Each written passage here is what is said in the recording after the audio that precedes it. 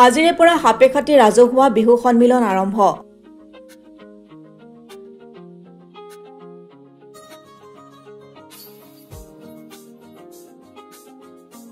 বৰ্ণিল সাংস্কৃতিক শোভাযাত্ৰাই মন্ত্ৰমুগ্ধ কৰিলে সকলোকে।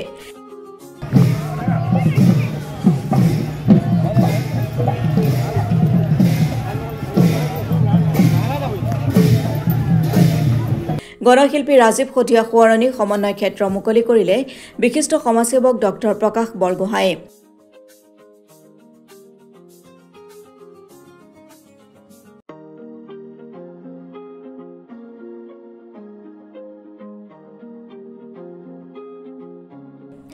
আজিৰে পৰা তিনিদিনীয়াকৈ অনুষ্ঠিত হৈছে হাপেখাতি ৩৩তম ৰাজহুৱা বিহু সন্মিলন।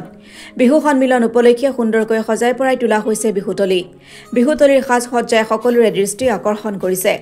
পুৱা পতাকা উত্তোলন কাৰ্যসূচীৰে অনুষ্ঠানৰ শুভাৰম্ভ কৰে উদযাপন সমিতিৰ সভাপতি অৰুণ গগৈ আৰু স্থায়ী সমিতিৰ সভাপতি বিমলা প্ৰসাদ ফুকনে।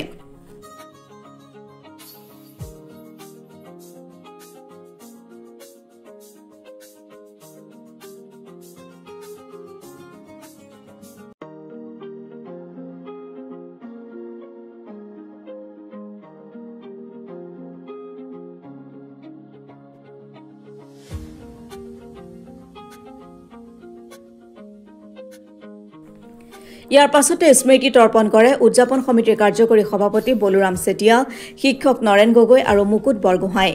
গণশিল্পী ৰাজীৱ সতীয়া সোঁৱৰণী সমন্বয় ক্ষেত্ৰ উদ্বোধন কৰে বিশিষ্ট সমাজসেৱক তথা চৰাইদেউ বিশেষ কিশোৰ আৰক্ষী গোটৰ সদস্য ডক্টৰ প্ৰকাশ বৰগোহাঁয়ে।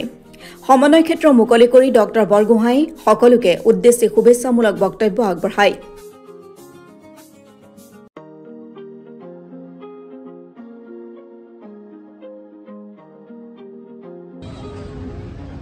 আমাৰ বাবে অত্যন্ত সৌভাগ্য আৰু গৌৰৱৰ এটি বিষয়। ৰাজীৱ সতীয়াৰ দৰে এগৰাকী গণশিল্পী স্মৃতিত আজি যি অনুষ্ঠান আয়োজন কৰা হৈছে এই ক্ষেত্ৰখনি উৎসৰ্গা কৰা হৈছে। গতিকে সেই অনুষ্ঠানটি উন্মোচন কৰিবলৈ পাই আমি গৌৰৱবোধ কৰিছোঁ, নথৈ আনন্দিত হৈছোঁ।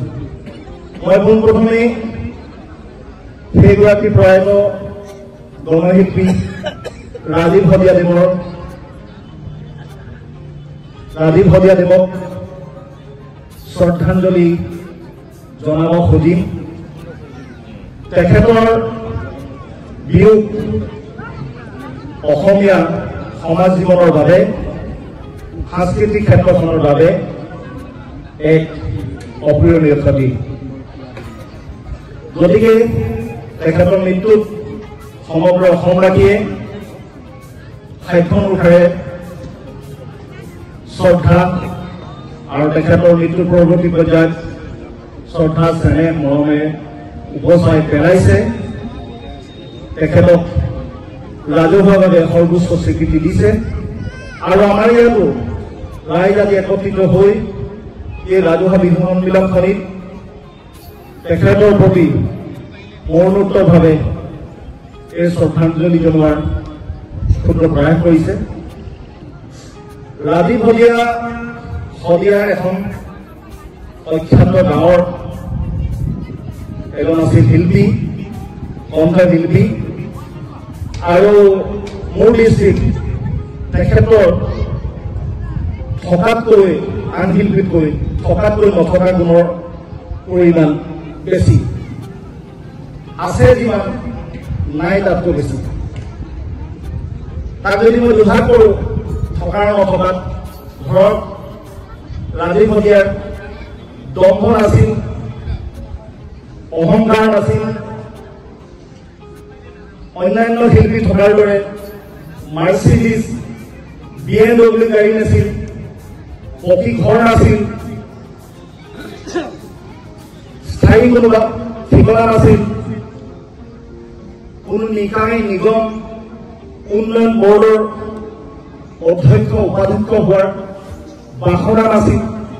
বহুতো শিল্পী থকাৰ দৰে ৰাজীৱ হলিয়াৰ কোনো মদৰ লাইচেঞ্চ নাছিল।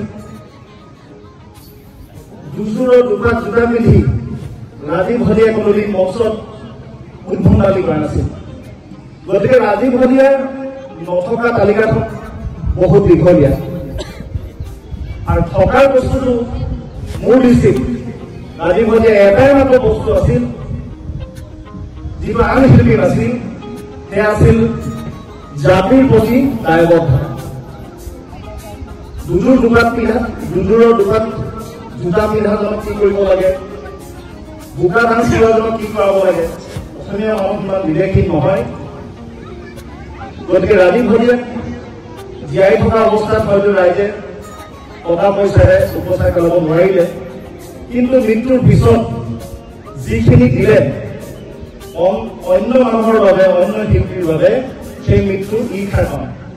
ৰাজীৱ হলিয়াৰ মৃত্যুৱে প্ৰথমবাৰৰ বাবে প্ৰমাণ কৰি গ'ল যে মৃত্যু কেতিয়াবা ঈৰ্ষাৰ কাৰণ হওক। আজি পুনৰবাৰ সেৱা শ্ৰদ্ধাঞ্জলি জনাব খুজিছো আৰু তেখেতৰ পৰিয়ালবৰ্গ, তেখেতৰ ভাইজা পুত্ৰ আছে, তেখেতলোকৰ মই ঈশ্বৰৰ ওচৰত মংগল কামনা কৰিছো। আমি যিখন ঠাইত এতিয়া উপস্থিত আছো, সাপেখাতী উচ্চতৰ মাধ্যমিক বিদ্যালয় খেলপথাৰ, এই বিদ্যালয়খনি, এই খেলপথাৰখনি য'ত আমি এই বিহুখন অনুষ্ঠিত কৰিছো, অতীতৰ পৰা এটা সুকীয়া মৰ্যাদা আছে, সন্মান আছে।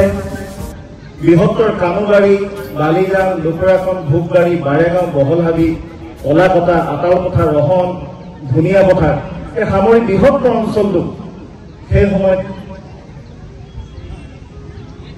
শিক্ষানুষ্ঠান নাছিল উচ্চ শিক্ষাৰ বাবে। গতিকে এই অনুষ্ঠানে, এই বিদ্যালয়খনে এই বৃহত্তৰ অঞ্চলটো শিক্ষাৰ পোহৰ পেলাইছিল আৰু এই বিদ্যালয়খনিৰ পৰা শিক্ষাৰ ক্ষেত্ৰত হওক, সাংস্কৃতিক ক্ষেত্ৰত হওক, ক্ৰীড়াৰ ক্ষেত্ৰত হওক, আগৰণুৱা বুলি ক'ব লাগিব, বাটপটীয়া বুলি ক'ব লাগিব, বৃহত্তৰ অঞ্চলটিত এই আটাইকেইটা ক্ষেত্ৰত নেতৃত্ব লৈছিল। বহুতো প্ৰতিভা ইয়াৰ পৰা ওলাই গৈছিল। মই আজি এই পবিত্ৰ মুহূৰ্তত সকলোৰে প্ৰতি, সকলো বিহুপ্ৰেমীৰ প্ৰতি এটা ৰাজহুৱা আবেদন জনাব খোজো। সেইটো হৈছে বহু চৰ্চিত বিষয়, বিহুৰ বিজয়টোৱে হৈছে, বিহুৰ মৰ্যাদা বহুতে কয় হানি হৈছে, সুকীয়া ইয়াৰ বৈশিষ্ট্য ৰূপ মাধুৰ্য লোপ পাইছে। গতিকে যদিহে পাইছে, সংস্কৃতিবান লোকসকলে আমি এই ক্ষেত্ৰত চকু দিব লাগিব। বিহুৰ যি মৌলিক বৈশিষ্ট্য আছে, ইয়াৰ সৌন্দৰ্য আছে, উত্তৰ পুৰুষৰ বাবে, ভৱিষ্যত প্ৰজন্মৰ বাবে আমি ইয়াৰ আচল ৰূপটোক সংৰক্ষণ কৰিব লাগিব। আজি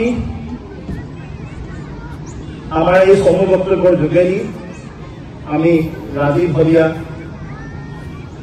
পুৰণি সমন্বয় ক্ষেত্ৰখনি আমি উন্মোচন কৰাৰ হৈ ঘোষণা কৰিব খুজিছো আৰু আমাক নিমন্ত্ৰণ কৰি আনি এইদৰে আপোনাৰ সকলৰ লগত বিহুৰ উৎসাহ ভাগ বতৰা কৰাৰ সুযোগ দিয়াৰ বাবে মই পুনৰবাৰ উপস্থিত সকলো লোকে তথা বিশেষকৈ উদ্যোক্তা সমিতিক ধন্যবাদ আৰু কৃতজ্ঞতা জনাইছো। সদয় সকলো লোকে বিহুৰ উল্লেখ জনাই আমাৰ চমু দুআষাৰ যোগেদি এই অনুষ্ঠান মুকলি কৰা বুলি ঘোষণা কৰিছো। ধন্যবাদ। ৰাজীৱ হলিয়া সোঁৱৰণী সমন্বয় ক্ষেত্ৰত উপস্থিত থাকে সমাজকৰ্মী বাণী চাংমাই, উদযাপন সমিতিৰ সম্পাদক বসন্ত নৱ গগৈকে প্ৰমুখ্যে কৰি বহু গণ্যমান্য ব্যক্তি। ইয়াৰ পাছতে শ্বহীদ ডিম্বেশ্বৰ গগৈৰ মাতৃ পুণ্যকান্তি গগৈৰ সোঁৱৰণী মূল তোৰণখনি উন্মোচন কৰে সাপেখাতী উচ্চতৰ মাধ্যমিক বিদ্যালয়ৰ অধ্যক্ষ ৰবীন বৰুৱাই। পুৱা 11 বজাত বাৰীৰহণীয়া সাংস্কৃতিক শোভাযাত্ৰা উদ্বোধন কৰে DY 365ৰ জ্যেষ্ঠ সাংবাদিক স্নিগ্ধাহিকা বৰাই। সাংস্কৃতিক শোভাযাত্ৰাই মুগ্ধ কৰে সকলোকে। ইয়াৰ পিছতে বিভিন্ন কাৰ্যসূচী ৰূপায়ণ কৰা হয়।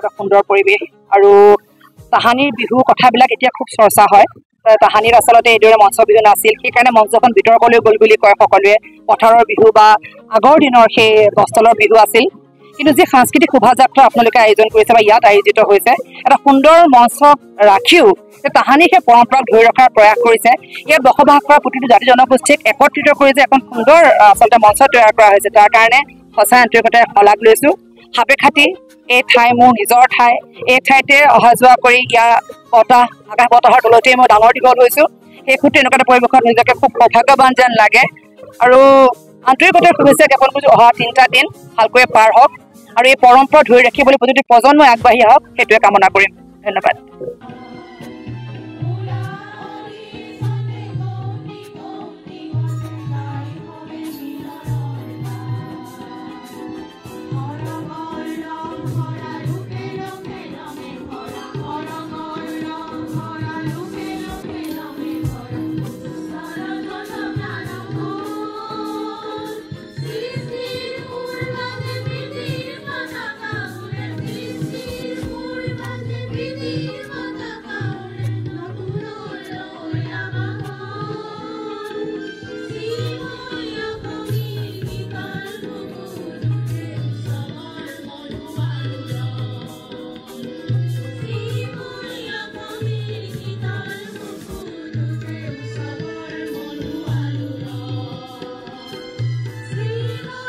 সাপেখাতিৰ পৰা ৰাজীৱ কলিতাৰ ৰিপৰ্ট অসম টুডে।